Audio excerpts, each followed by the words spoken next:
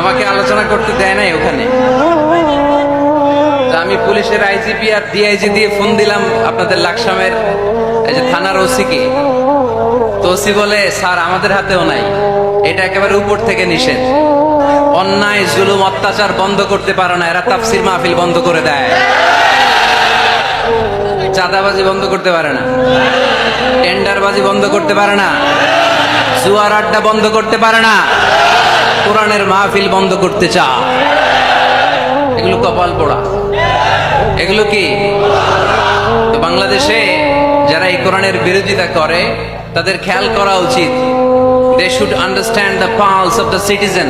জনগণের পালস বোঝা উচিত, যে জনগণ কি চায়, জনগণ কোনটাকে পছন্দ করে, জনগণ কোন দিকে ঝুঁকছে, এটা খেয়াল রাখার দরকার আছে না নেই? আজকের এই লক্ষ্মীপুরের বিশাল মহাসমাবেশ প্রমাণ করে কোরআনের এই ভিক্টরিকে, এই বিজয়কে কেউ থামাতে পারবে।